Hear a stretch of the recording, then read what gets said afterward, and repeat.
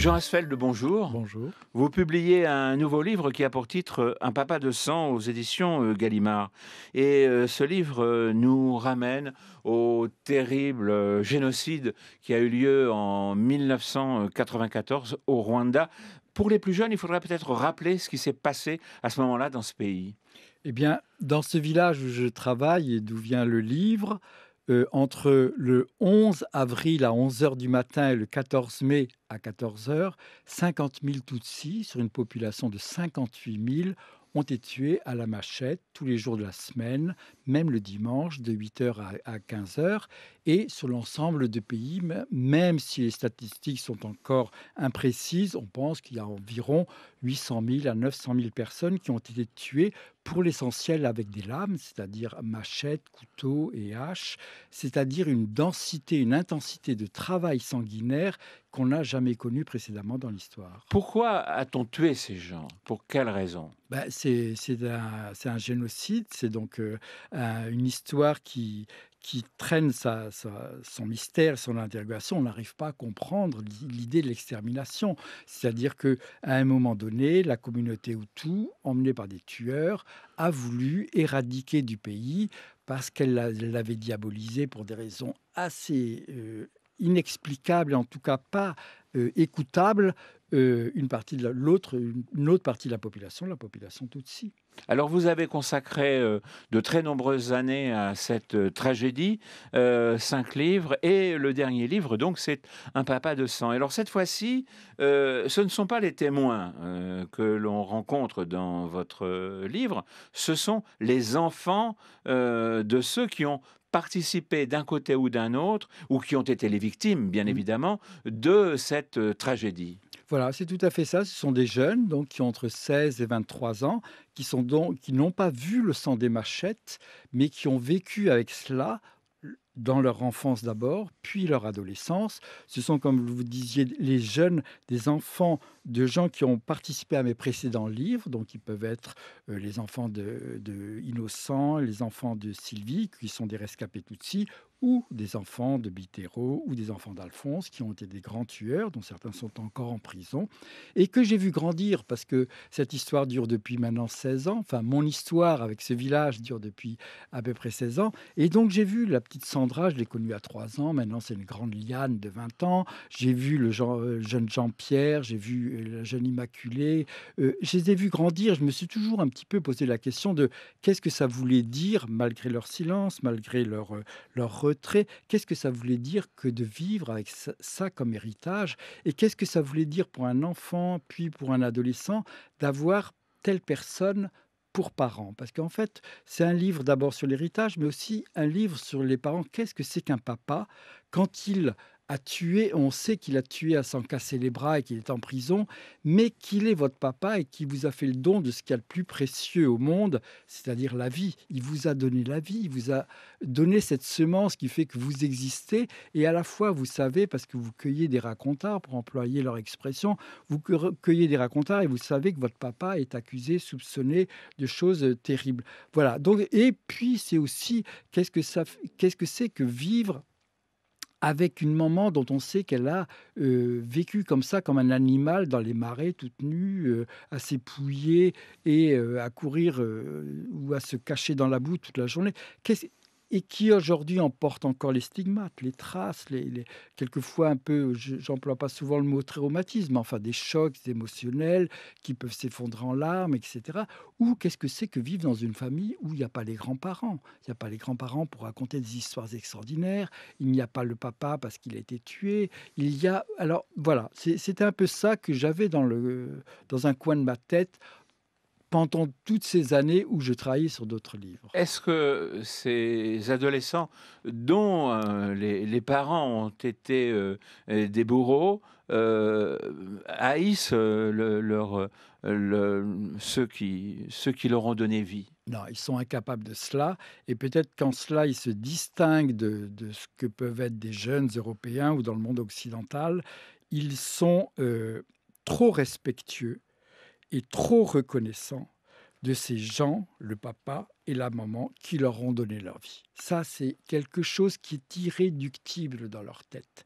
Alors, ils peuvent, selon les uns et les autres, parce qu'ils sont différents, la jeune Fabiola n'est pas pareille que le jeune Jean-Pierre, etc. Ils peuvent avoir des attitudes différentes par rapport à l'expression qu'ils peuvent avoir, les reproches ou pas les reproches, l'attitude critique qu'ils peuvent avoir, mais ils sont inébranlablement amoureux de leurs parents. Ils aiment leur papa, ils aiment leur maman.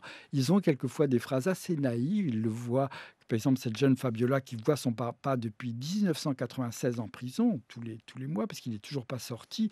Elle le voit comme un homme jovial, elle le voit comme un homme bon, parce qu'il se conduit d'une manière bonne et joviale à son égard. Par ailleurs, elle sait très bien que s'il a été condamné à mort, transformé en perpétuité, ce n'est pas pour rien. Elle ne nie pas, elle n'est pas dans le déni et dans le négationnisme, mais elle est partagée entre deux sentiments qui l'empêchent de porter un regard critique et réprobateur, comme on a pu le voir au lendemain de la Deuxième Guerre mondiale, dans la société allemande, par exemple. Mais ce qu'on voit bien aussi, c'est que ces adolescents, dans leur enfance, ont subi un certain nombre de brimades. Ils le racontent. Oui, il le raconte et il le raconte d'une manière assez émouvante. Ça, le livre commence d'ailleurs par les récits du jeune Jean-Pierre qui, sur le chemin de l'école, essuie des crachats. Il a 7 ans et il raconte qu'il doit courir et zigzaguer ou se cacher derrière les broussailles parce qu'on lui crache au visage. Et il ne sait pas bien pourquoi on lui crache au visage, parce qu'à 7 ans, on devine, mais on ne sait pas encore. Et il revient chez lui, il pose la question à sa maman,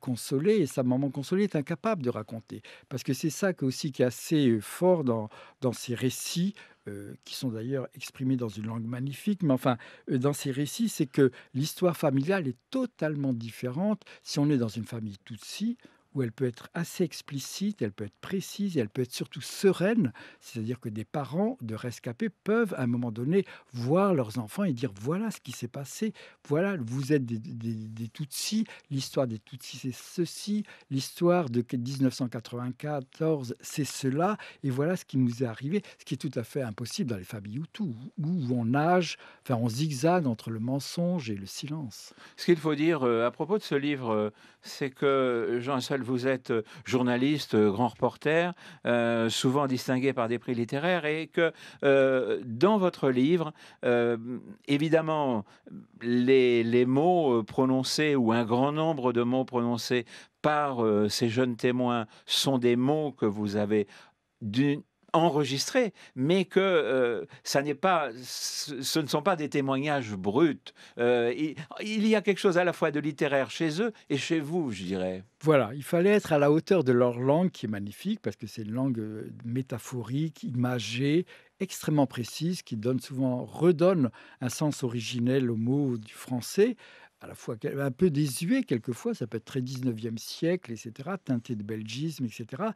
Mais il a fallu pour moi surtout, créer un univers littéraire, c'est-à-dire créer une atmosphère dans laquelle, je ferai rentrer un lecteur, je tenterai de faire rentrer un lecteur en l'emmenant par la main, où il rencontrerait des personnages qui sont des personnages bien réels, parce que c'est Fabiola, c'est Immaculée, c'est Ange, etc., mais qui deviennent quand même des personnages littéraires, parce que dès qu'ils sont transformés par l'écrit, ils sont transformés. Donc voilà, je fais comme tout écrivain, qu'il soit écrivain de fiction ou pas, mais les anglophones sont beaucoup moins formels là-dessus. Je fais comme tout écrivain, j'essaye de faire rentrer dans un univers des lecteurs.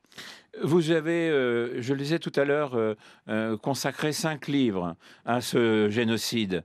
Hem, il y a quelque chose de terrible. Est-ce que, ce génocide, quand vous avez été confronté dès le début, à tout cela, est-ce que ça n'a pas pu vous quitter? Est-ce que ça ne vous quitte pas encore, et c'est la raison pour laquelle vous essayez de vous expliquer à vous-même ce qui s'est passé?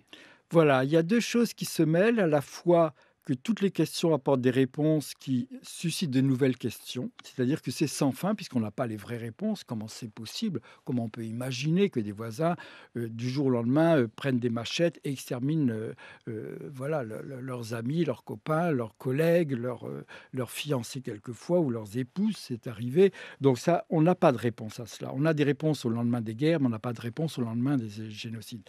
Donc on est toujours dans une perpétuelle question-réponse sans fin qui fait que ça devient un peu obsessionnel. Je reconnais qu'il y a un côté un peu obsédant dans cette histoire, mais il y a aussi le plaisir de l'écriture, enfin le plaisir littéraire de faire ces livres. Je n'aurais pas pu, cette histoire m'aurait été trop dégoûtante et trop repoussante si elle n'avait pas été accompagnée par le plaisir d'écrire, quoi. Jean Asphalt, une dernière question. Est-ce que ces enfants peuvent se projeter dans l'avenir?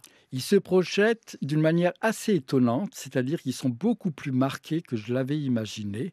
Je pensais qu'ils arriveraient plus facilement à tourner la page ou à tenter de tourner la page et en fait, c'est tout à fait le contraire. C'est-à-dire que ce sont des jeunes qui sont, fidèles à l'histoire familiale d'une manière très, très, très forte. Mais il n'est pas question d'une réconciliation entre ces enfants. Enfin, vous l'écrivez, vous le dites, enfin, Il ils n'y est vous pas le disent, il n'en est absolument pas entre question.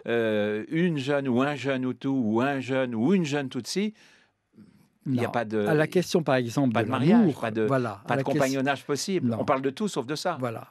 Par exemple, à la question de l'amour, ils sont tous unanimes pour dire qu'ils n'envisagent pas une histoire amoureuse avec un jeune de l'autre ethnie. Et à la question de est-ce que vous en parlez quelquefois ensemble, ils sont tous unanimes pour dire que ça ne leur est jamais arrivé. Entre Tutsis, oui, entre Hutus, non. Mais entre jeunes d'une autre ethnie, ils n'en parlent jamais. Merci beaucoup, Jean Asfeld, pour ce livre, une fois encore, très, très émouvant. Je rappelle que, je ne l'ai pas dit, donc je ne le rappelle pas, je le dis pour la première fois que ce livre a été sélectionné donc pour le prix Goncourt et qu'il est publié donc aux éditions Gallimard. Merci infiniment, Jean Asfeld. C'est moi qui vous remercie.